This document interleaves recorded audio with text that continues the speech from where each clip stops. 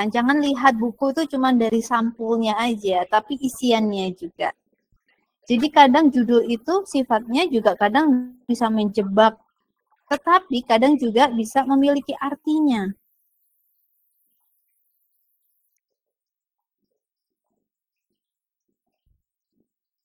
Atau ada konseptor kepada.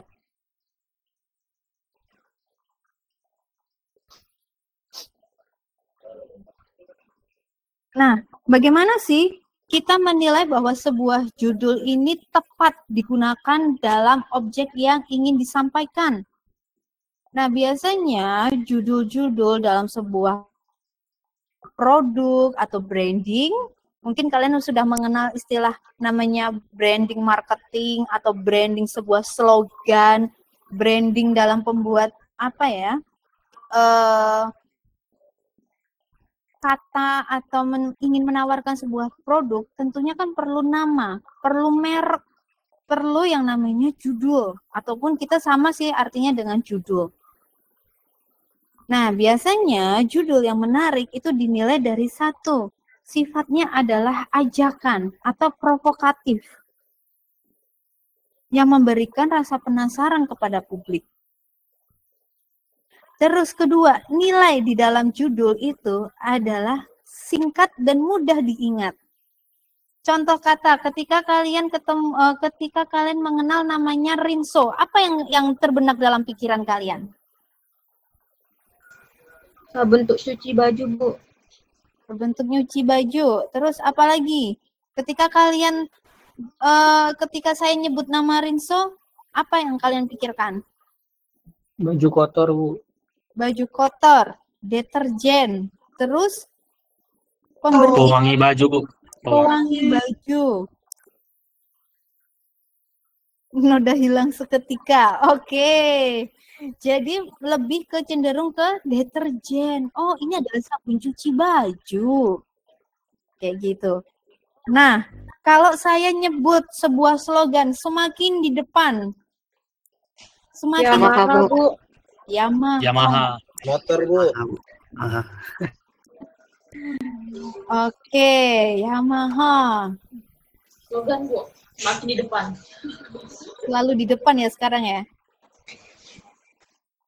Oke. Terus dijilat, dicelupin, diputer, dijilat. Areo, Bu. Oh, oke. Terus lagi karena hidup banyak rasa. Good day. Kopi. Oke.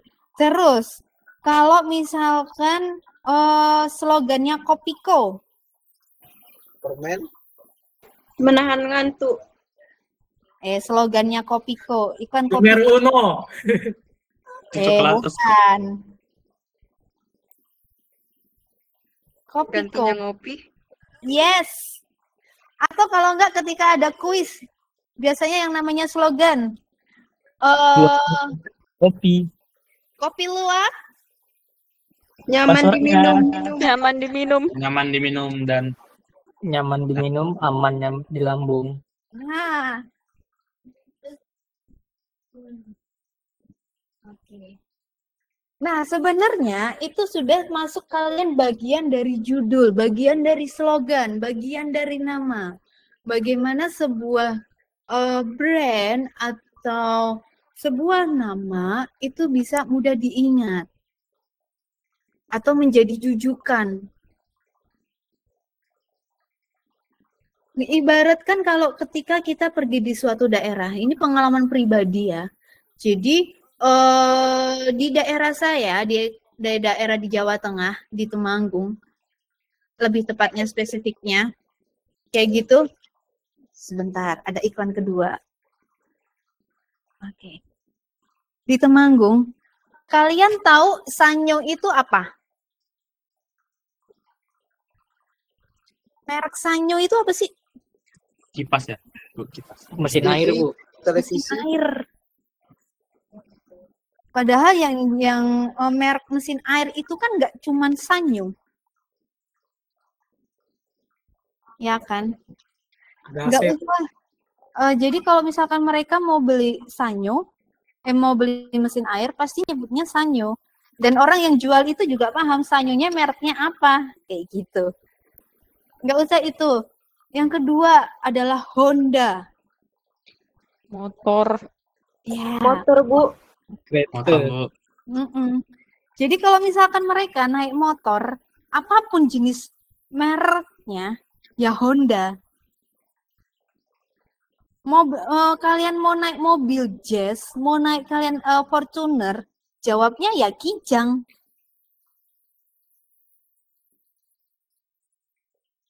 Jadi sebuah penamaan itu bisa jadi bahasa apa ya, daily atau brand di dalam brand.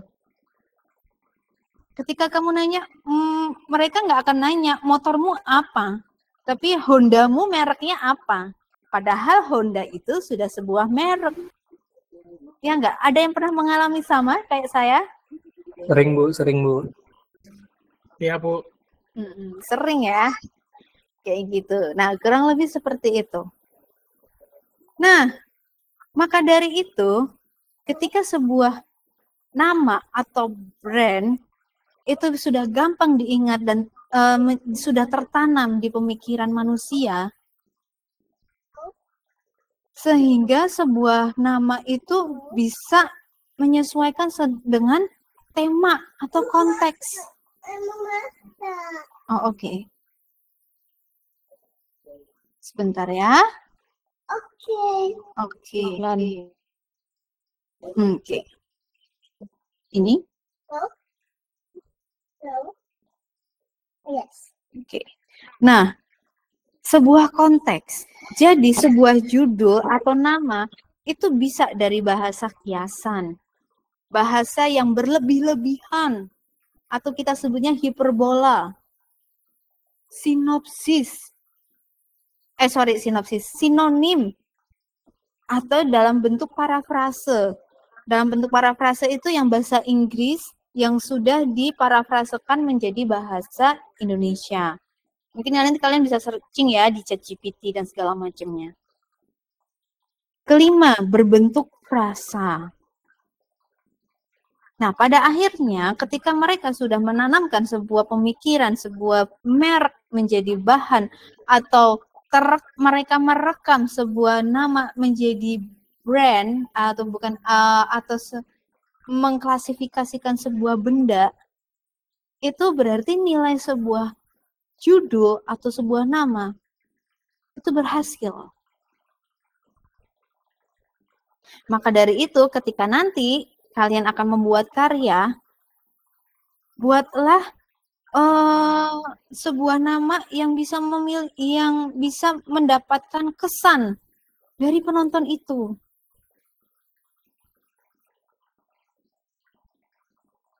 Maka dari itu, ketika menentukan sebuah judul, tidak bisa asal-asalan. Udahlah asal comot aja, yang penting estetik. Tapi ketika tidak sesuai konteksnya, nilai dalam penamaan judul itu akan hilang atau nama bias. Sehingga perlu pemilihan kata yang tepat. Nah, misalkan ada gambar, misalkan kayak contohnya yang ada poster yang saya tampilkan di sini. Hansap. Bagaimana kita tahu kalau ini adalah horor? Ada hantunya. Ada hantunya. Ada setannya di belakangnya, Bu, karena posternya, karena bentuk visualnya. Nah, jika misalkan ini tidak, misalkan kalian bayangkan, ketika poster Hansap ini tidak ada hantunya di belakang. Genre yang akan kalian pikirkan apa? Thriller, Bu. Thriller? Itu kan ketika kalian udah nonton. Kalau misalkan nggak ada pocongnya atau nggak ada setan-setannya nih, terus cuman ada tulisan Hansap, apa yang ada di pikiran kalian? Film religi. Arab. Yes. Jadinya film religi. Judulnya Hansap. That's why kenapa sebuah poster itu untuk memvisualisasikan, untuk penegas di dalam judul tersebut disisipkanlah namanya visualisasi. Visualisasi itu akan mendukung nilai atau ide jual judul.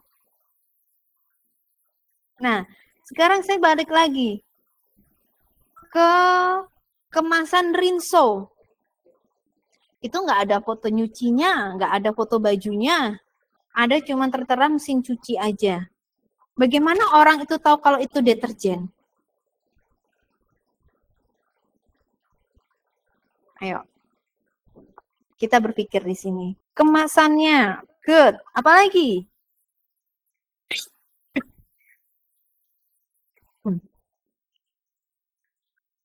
Selain kemasannya.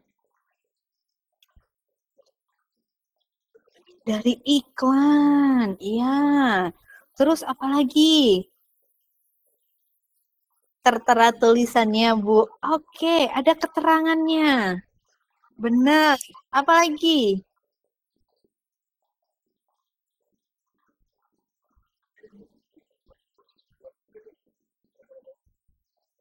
Ciri khas deterjen. Oke, jadi ikonik ya. Nah, kalau ditanya lagi, tidak hanya cuma Rinso, Honda. Honda itu kan kalau di logonya itu kan cuma sekilas huruf H aja logo itu. Tapi everybody, semua orang itu paham bahwa itu adalah merek sebuah kendaraan. Bagaimana orang mengetahuinya? Kalau H itu adalah Honda. Jelas di iklan ada orang yang pakai ini, tapi nanti itu akan jelasin. Ayo, dari mana logo H itu adalah Honda? H itu adalah Honda dan itu sebuah kendaraan.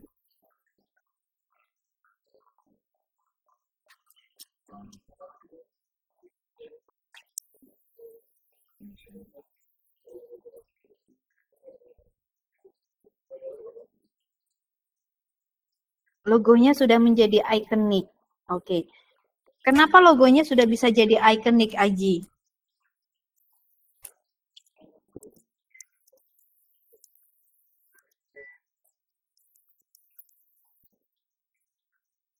Karena sejarahnya, Bu. Woi, history banget ya.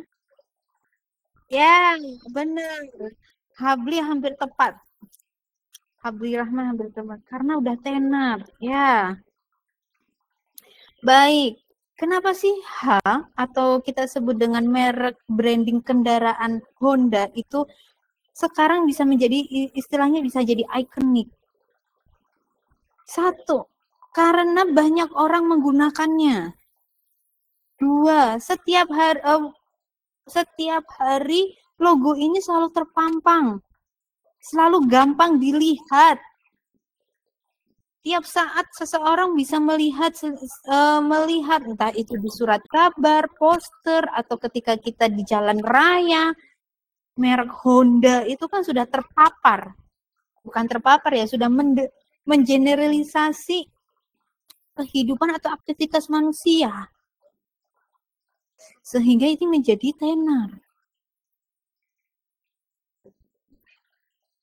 Orang akan membicarakannya dari mulut ke mulut.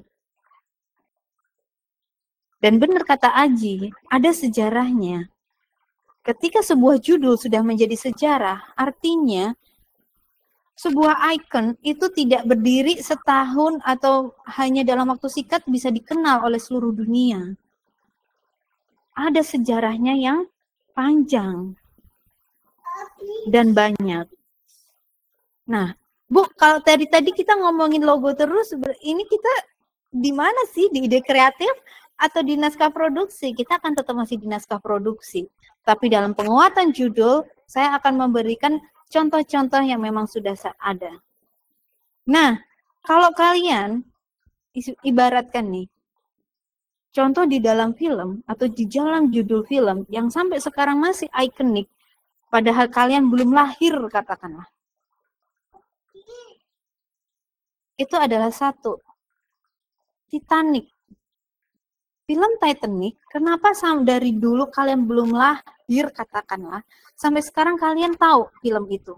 Judul film itu, oh itu judul film. Di sini siapa yang nggak tahu Titanic? Ada yang tidak tahu film Titanic?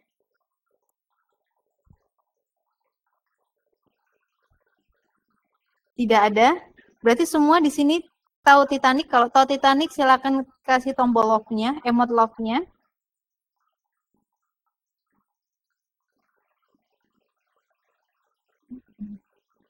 Oke. Kebanyakan sudah tahu namanya film Titanic sebelum kalian lahir. Padahal kalian film itu diproduksi di tahun 90-an. Tapi melegendaris hingga saat ini di era yang kurang lebih sudah hampir 30 tahun.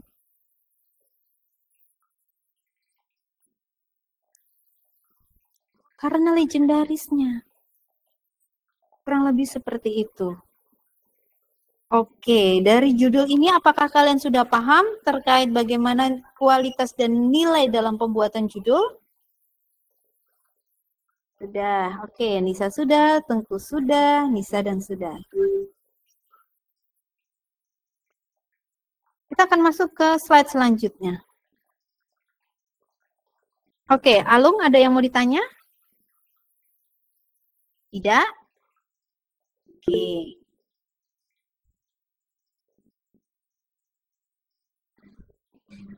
Ketika kalian sudah masuk ke dalam judul, nah ada beberapa memang film, program televisi, itu menggunakan premis sebagai penegasnya. Nah, kebanyakan banyak yang zonk, atau banyak yang tiba-tiba ngerasa bahwa ya ampun aku tuh salah nonton deh, salah server. Pernah nggak sih kalian mengalami ketika kalian nonton sebuah film yang judulnya itu romantis, ternyata itu adalah mistis? Ada yang pernah ngalami?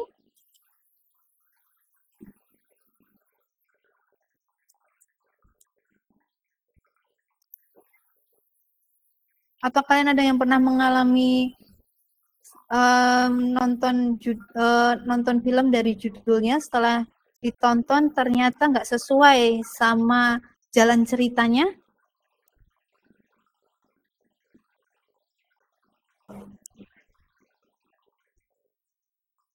Pernah, Bu.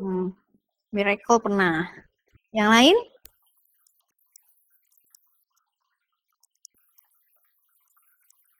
Belum pernah.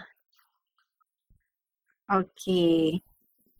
Nah, pada dasarnya judul dan premis itu memiliki kesamaan dari bagaimana sih sebuah memiliki sama-sama singkat. Penjelasannya juga singkat. Hanya saja kalau premis itu meskipun sama-sama singkat, tetapi mereka memiliki definisi yang sangat berbeda. Oh ya? Nah, mari kita akan simak penjelasannya. Nah, kalau judul merupakan pokok pembahasan secara keseluruhannya, atau istilahnya judul mewakili sebuah isian cerita, isian program. Sedangkan premis itu adalah subjudulnya. Nah, misalkan kayak di film, ada namanya judul dan ada beberapa yang namanya judul, misalkan judulnya cuma singkat, a love story. Orang hanya bilang, oh ini romantis. Ternyata itu filmnya yang agak sedikit mengsedih tapi agak psikopat. Ada yang udah pernah nonton Parasit? film Parasit, filmnya Korea yang menang Sudah, Bu, sudah. Grammy Award. Pernah, Bu. Nah, Grammy Award. Pernah, Bu. Oke. Nah, judulnya itu kan pada dasarnya sebuah kehidupan sebuah keluarga kan. Kehidupan sebuah keluarga yang memiliki permasalahan secara finansial.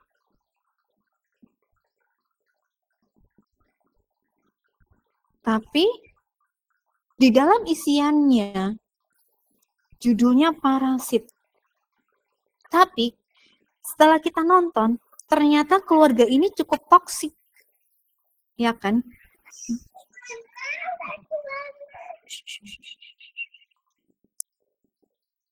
Cukup toksik. Kenapa cukup toksik? Karena di situ adanya yang namanya ingin saling menguasai, ingin menghakimi, mencari cara agar dia bisa menikmati kekayaan majikannya dengan menguasai, dengan mengakuisisi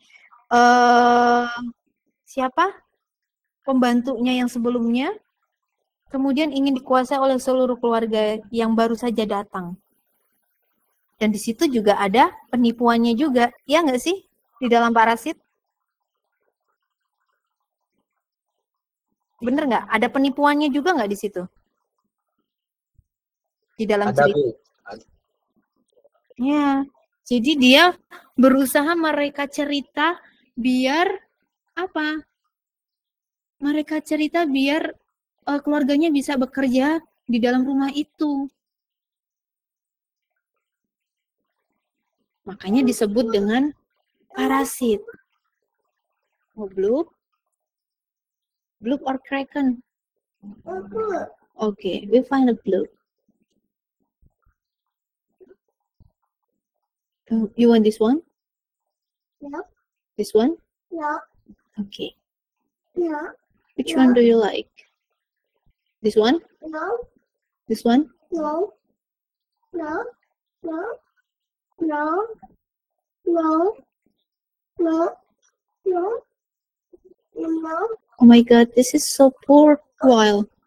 Yes, yeah, Mayor. Yes. Yes. Yes. Okay, we take it. Okay, I start terus working ya. Nah, iya, sabar ya. Oke. Nah, kita lanjut. Jadi kalau judul itu lebih ke makronya. Judul itu adalah mewakili.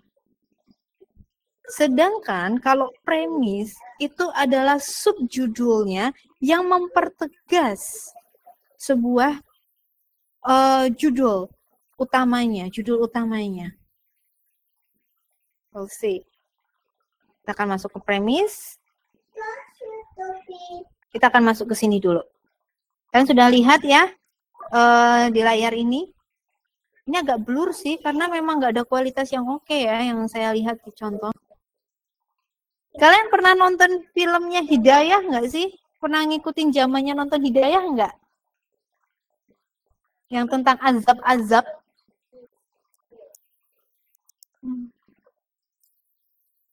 Ada yang udah pernah lihat? Oke, ada yang beberapa yang sudah lihat ya. Kalau ada yang belum ya, udahlah itu tontonan, sebenarnya itu tontonan yang menghibur tapi sekaligus apa ya? Bagi saya adalah tontonan yang menghibur, lebih banyak ke menghiburnya daripada masuk ke hidayahnya. Karena kalau ngomongin hidayah ya itu masing-masing setelah kita nonton ya. Tapi lebih banyak terhiburnya ketika saya nonton film Hidayah, sinetron Hidayah waktu itu. Nah, ada beberapa program televisi atau sinetron yang memang memproduksi cerita berseri terkait salah satunya adalah Hidayah ini. Judul utamanya adalah Hidayah. Tapi di dalam unsur Hidayah itu ada yang namanya subjudul atau pemilihan tema-tema yang membedakan antara Hidayah sinetron Hidayah sebelumnya dengan Hidayah yang kita tonton sekarang. Contoh misalkan di dalam film Hidayah, judul utamanya kan Hidayah. Nah, yang kemarin ini adalah Salah Kubur. Subjudulnya adalah Salah Kubur. Kemudian di hari Kamis, ini misalkan ini tayang di hari Selasa, terus ini tayang di hari Kamis. Di hari Kamis ada beda lagi serinya. Namanya Gempa Lokal Sambut Jenazah. Walaupun sebenarnya nggak make sense kalau misalkan untuk dibahasakan secara sense terkait gempa lokal itu yang kayak gimana. Ketika teman-teman kau udah pernah merasakan gempa di Jawa, kalau di Batam paling akan adem ayem aja ya. Kalau misalnya di Jawa pernah ngerasain gempa, mungkin yang kerasa itu nggak cuman kalian atau rumah kalian gitu. Tapi seluruh daerah yang berdampak. Kecuali hujan. Kalau hujan saya percaya bisa gempa lokal untuk cuman satu kompleks sebelah sana tuh hujan deras, di sini tuh masih kering-kering aja, ya, pernah terjadi. Nah, biar gampang lagi, ada nggak film-film yang berseri dengan satu judul tapi memiliki banyak subjudulnya? Kalau untuk kartun, jenisnya apa? Ada yang bisa menyebutkan? Larva, Kenapa, Hendro? kartun larva, Bu. Larva, bener. Doraemon. Ipin, Bu. Upin Ipin. Adventure Time. Terus apalagi? Ogi. Apa? Boy. Oke. Ogi. Oke. Terus apalagi? Egi. Shinchan, Bu, Shinchan. Shinchan. SpongeBob. Oke, Yamagitsu. SpongeBob. Benten, Bu. Oke. Banyak kan Upin Family Ipin, Bu, Guy. Upin Ipin. Iya, tadi udah. Conan, Sopo Jarwo. Oke, nah sekarang jadi kalian paham kan tentang premis itu sendiri seperti apa? Nah, good job. Jika kalian sudah paham, silakan kasih jempolnya.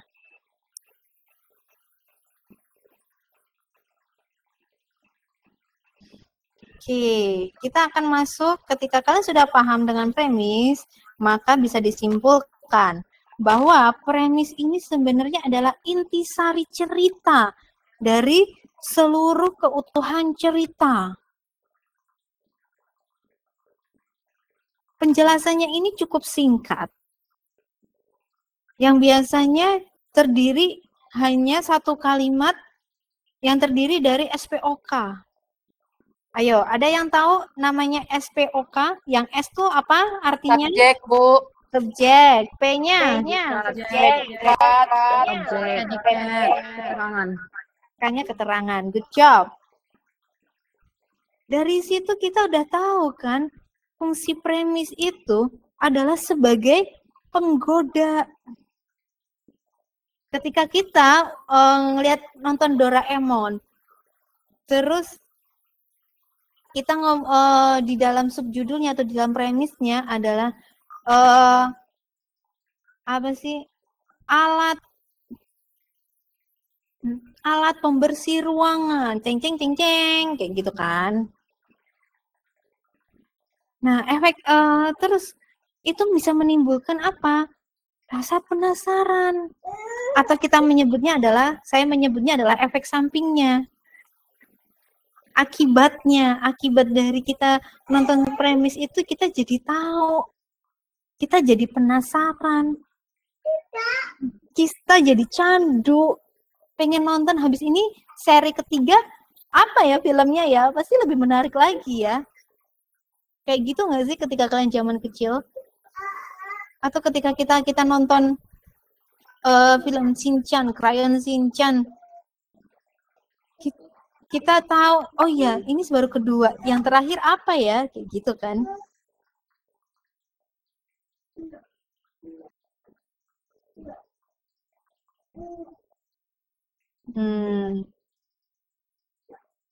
Oke. Ini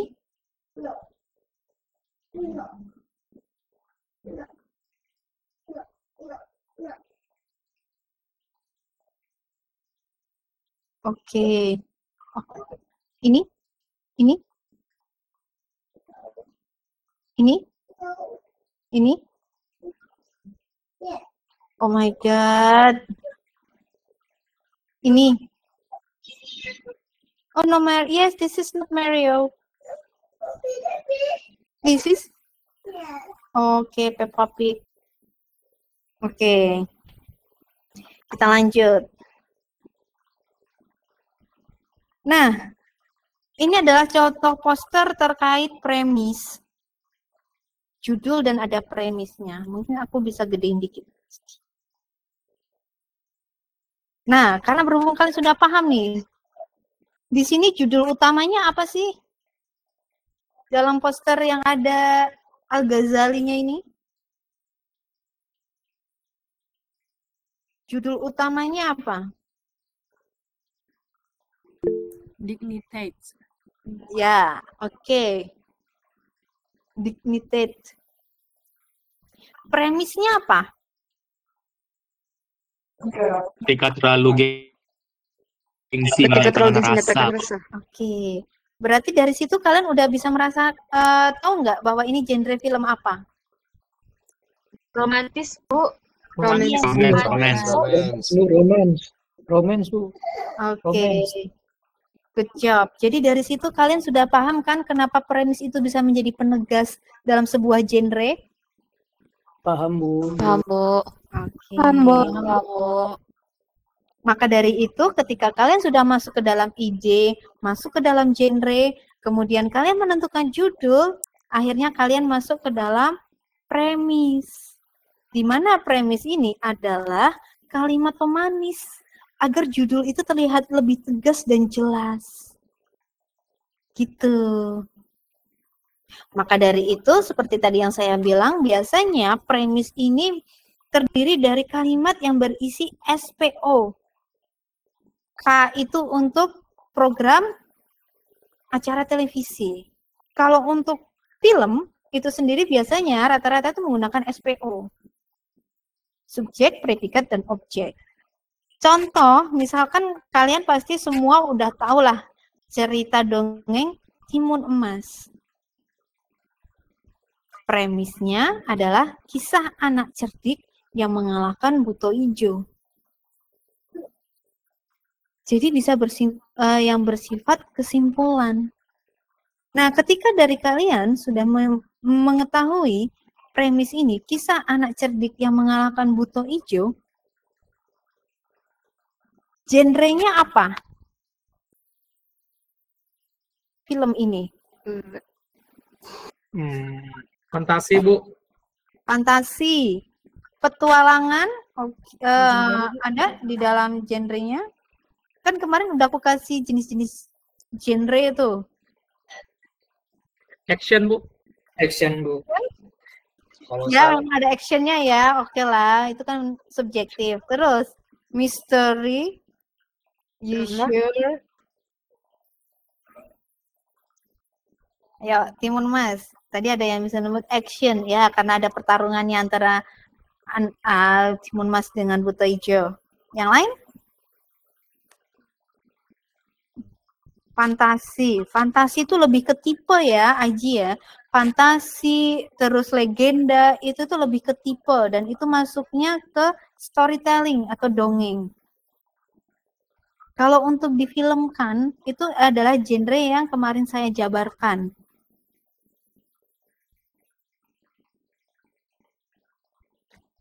Kalau misalkan masuk ke melodrama, masuk nggak sih ini? Masuk, Bu. Masuk. Kalau dimasukkan ke dalam genre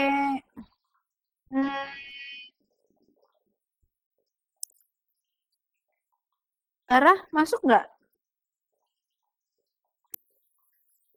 Enggak, Bu. Enggak, Bu. Enggak kan, berarti masuk. Enggak, Bu.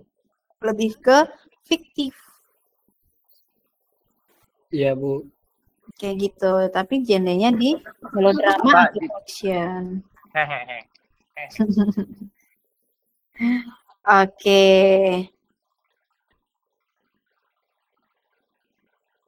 Nah, kalau kita sudah paham terkait premis itu sendiri, jadi kapan premis itu digunakan? Yang pertama, premis itu bisa digunakan tidak hanya saat kita menentukan judul, tetapi ketika kalian selesai menyusun struktur 3 babak, kalian juga akan membuat premis dengan definisi yang hampir sama, hanya saja kalau setelah kalian menyusun struktur 3 babak, itu adalah kalimat yang kurang dari 13 kata yang terdiri dari SPOK, harusnya SPOK ya, sorry kemarin agak tipu, yang umumnya dirangkai dari tahap penyusunan kalimat 3 struktur babak sebelum masuk ke dalam sinopsis. Nah, maksud dari definisi ini adalah sama aja kalian sedang merangkai naskah sinopsis gantung. Nanti kita akan bahas terkait nama sinopsis gantung itu seperti apa. Besok ketika setelah kalian selesai tentang materi struktur 3 babak ini. Ya.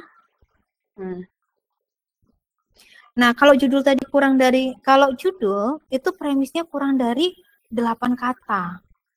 Kurang lebih seperti itu. Nah, dari sini sudah ada di learning. Ketika kalian sudah menentukan genre yang dibuat, buatlah sekarang judulnya apa. Dari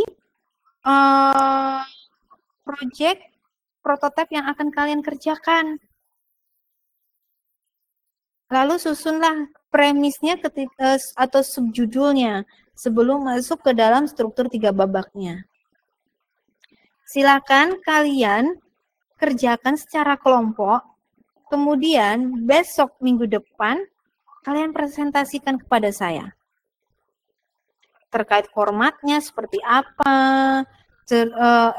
format pengumpulannya itu dalam bentuk PDF atau PPT ya. Jadi besok kalian kumpulkan dulu di learning, kemudian besok hari Selasa depan kalian presentasikan. Oke, sudah paham? Nah, format pengumpulannya adalah cukup perwakilan dari salah satu kelompok aja. Ya, ditulis nama dan biasanya ditulis itu saya tulis di sini. Yang pertama biasanya adalah ini ya. Mau ini? Oke, sebentar. Saya akan tuliskan judul kelas, terus perwakilan anggotanya, NIM berapa, nama yang mengumpulkan, habis itu judul proyek. Oke, saya sudah berikan di kolom komen ya. Saya sudah diberikan di kolom komen. Jadi nanti masing-masing perwakilan kelompok bisa mengirimkannya di learning. Apakah sudah paham?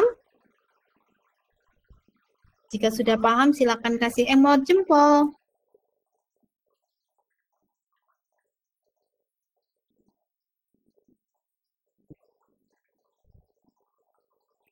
Oke.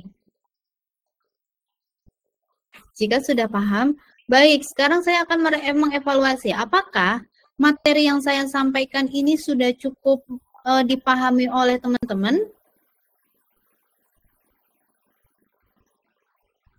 Oke. Apakah ada masukan terkait apakah ada masukan dari kalian terkait penyampaian saya untuk penyampaian atau cara ngajar saya? minggu depan ataukah Bu boleh nggak sih Bu Ibu kalau ngomong pelan-pelan aja atau neranginnya pelan-pelan aja kayak gitu? Atau sudah cukup bagi kalian? Atau perlu masukan? Ada saran?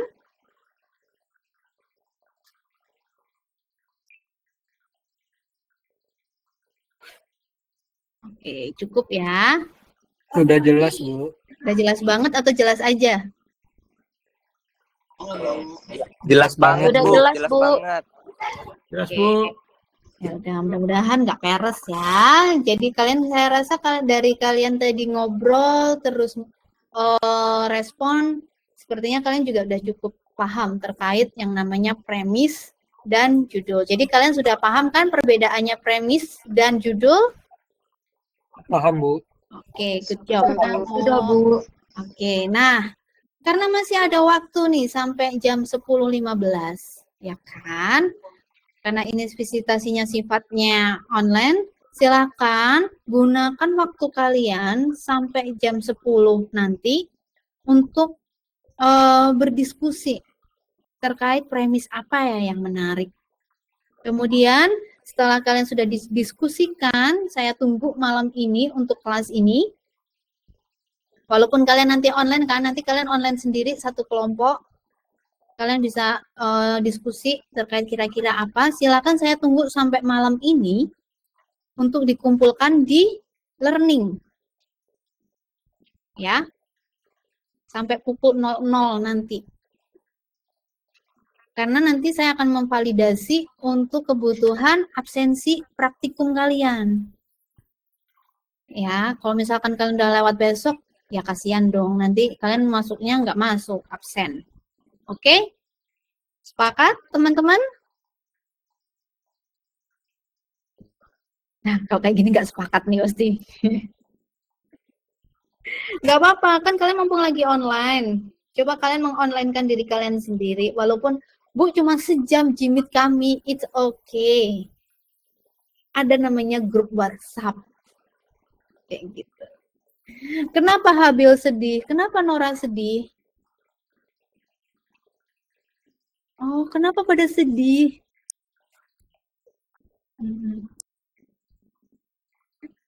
Oke, jadi untuk kelas teori, saya langsung ke ini aja ya. Saya langsung absen aja kalau gitu. Oke ya.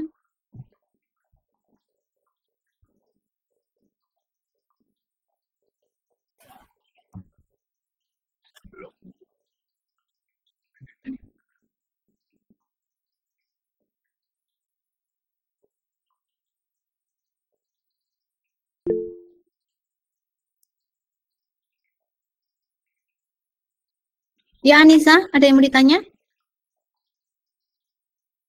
Tidak?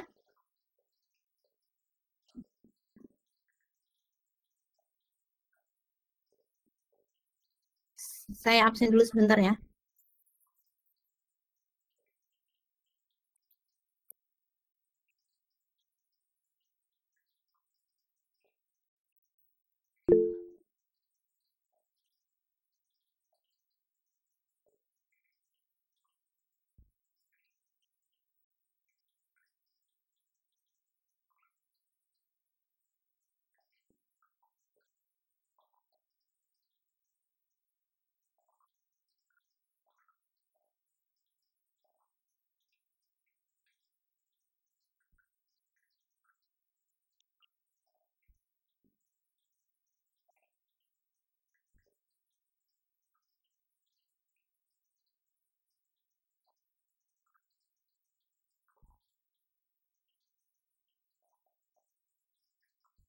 Anyway, ini kelas A atau kelas B ya?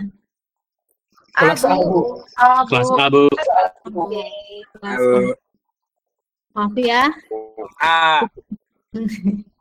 Pikiran aing banyak.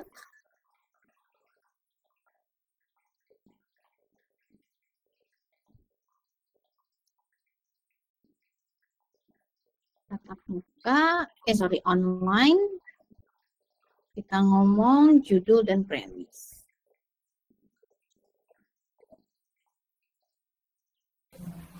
Bu, Yes.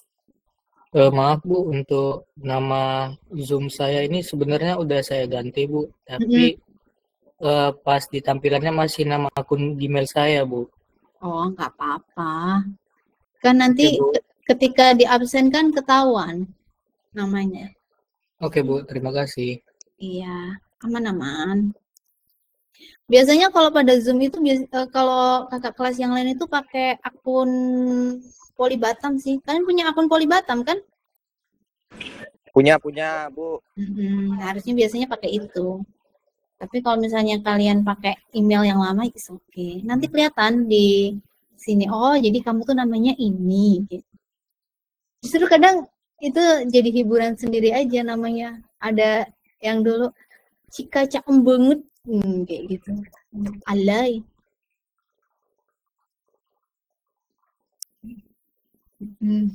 Ya kan? Atau Zamagitsu gaul, anak gaul sebatang, sekepri, gitu boleh.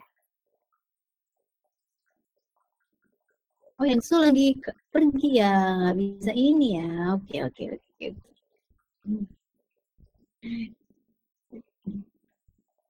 Oke, kita mulai ya. Hendro Kustanto. Oke. Niklas Sanjaya. Hadir Bu. Cika. Hadir, Di Bu. sini ada namanya Cika. Aku nggak nyindir kamu loh, Cika tadi. Iya, Bu. Enggak, itu ada lain lagi namanya juga sama-sama Cika, tapi namanya bukan Cikanya Cika Nur Arfi ya. Gitu. Emrian.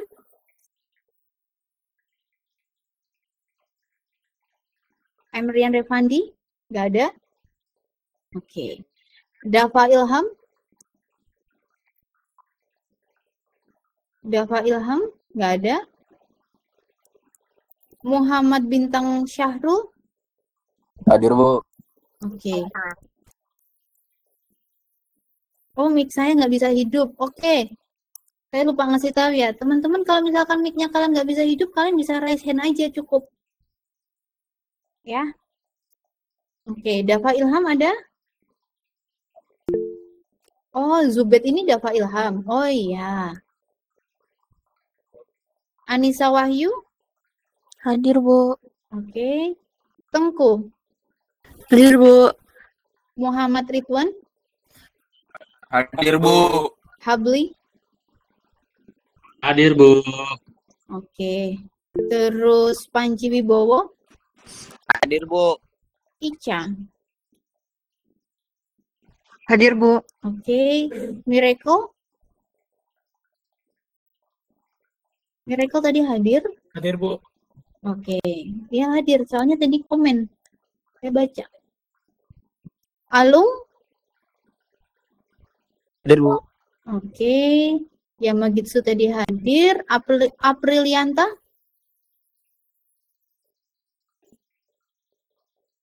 Aprilianta tidak ada. Nora Septi? Hadir, Bu. Oke. Ilham? Hadir Bu. Oke. Habli bisa lower hand aja. Capek nanti pegel nak. Linu. Dak di X, dak di the D. Ya kan? Nanti capek dia. Pegel. Oke. Thank you. Dimas Rangga? Hadir Bu. Oke. Nisa? Hadir, Bu. Oke. Hiskia? Hadir, Bu. Oke. Aji? Hadir tadi. Hadir Bu. Raffi? Hadir Bu. Oke. Muhammad Rozi? Muhammad Rozi hadir? Tidak ada. Ilham Pangestu hadir? Hadir tadi ya. Terus Abdan Hanif? Hadir Bu, hadir. M. Hafiz? Hadir Bu. Oke. Terus Evi Sangfitri? Hadir, Bu. Oke. Ramadhani Sundari? Hadir, Bu. Oke. Gilang Pranata? Hadir Bu. Egi? Hadir, Bu. Syafira. Hadir, Bu. Oke. Semuanya hadir. Simpan dulu. Oke.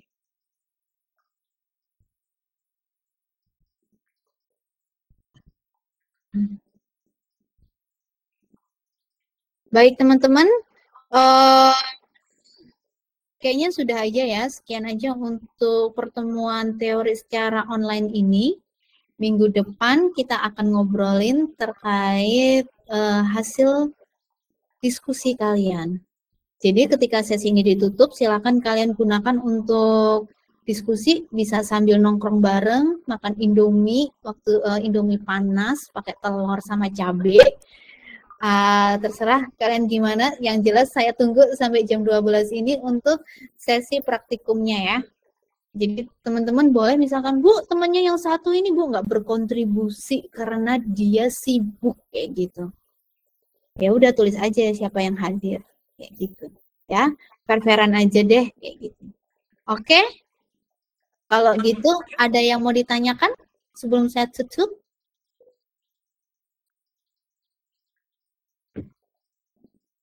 Oke, tidak ada. Kalau gitu saya akhirin untuk pertemuan malam ini. Terima kasih banyak. Saya tunggu jam 12. Oke, selamat malam semuanya. Selamat beraktivitas. Malam, Bu. Malam, Bu. Malam, Bu. Terima kasih, Bu. Terima kasih, Bu. Selamat malam.